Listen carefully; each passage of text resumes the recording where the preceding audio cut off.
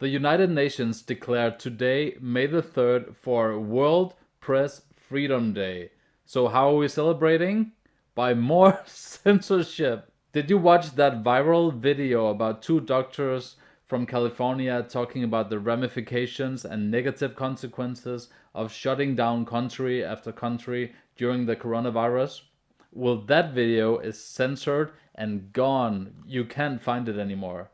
In this video, we're gonna find out why.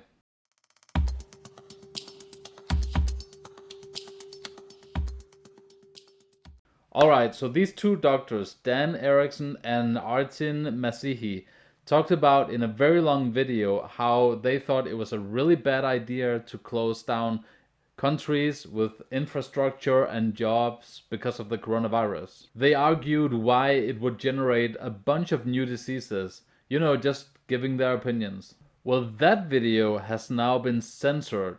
5 million views on YouTube.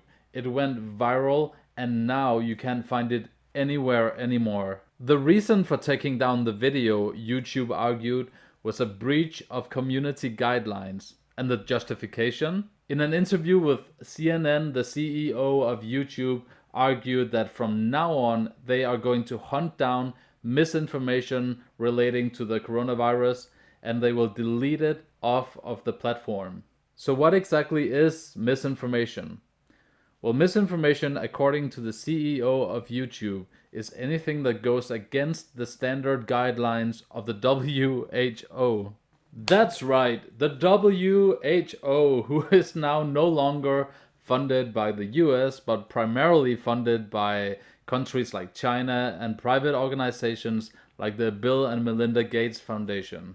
The same WHO who in the beginning of the pandemic took the words of the Chinese government and ran with it instead of investigating themselves. Just 1.5 months ago, the WHO told us that face masks didn't work either.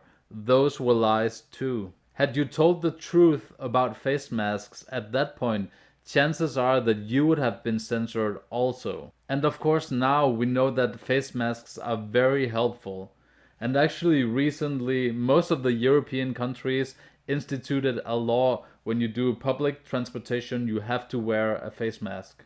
Oh, and speaking of China, The Atlantic had a few nice words to say about the communistic government of China when it comes to the internet censorship and how you should react as a government to internet censorship. It reads from here.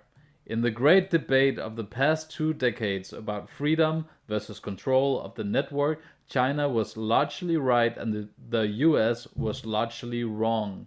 Significant monitoring and speech control are inevitable components of a mature and flourishing internet, and governments must play a large role in these practices to ensure that the internet is compatible with a society's norms and values.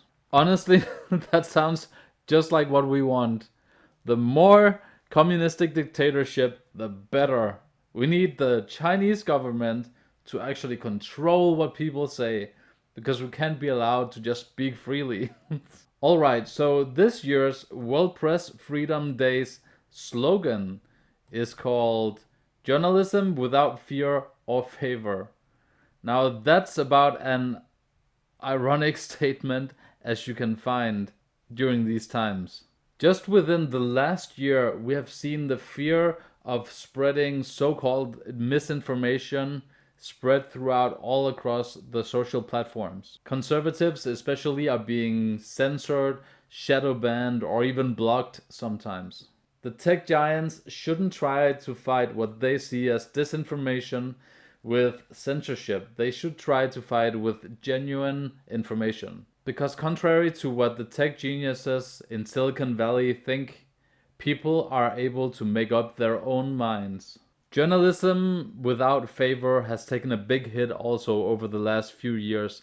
It's not really that people ever trusted fully the government or the news media to tell you the truth at all times, but it just seems to have gotten a lot worse with the last few years. The bigger US news stations that are being played all throughout the world have been proven time and again to be puppets of the powerful instead of being watchdogs. This isn't always the case, especially when it comes to irrelevant news.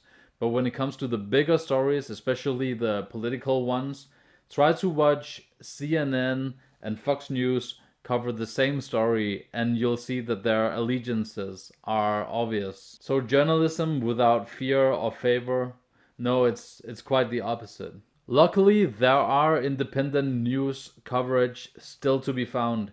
And the one upside to all of this? Well, as political bias of the news stations become more and more obvious, they become more and more obsolete. And in its place, hopefully, will come this second wave of journalism, free and fair, and be completely without fear and without favor. Alright, give me your thoughts in the comment section below and I'll make sure to reply to you. Have a great day and thanks for watching.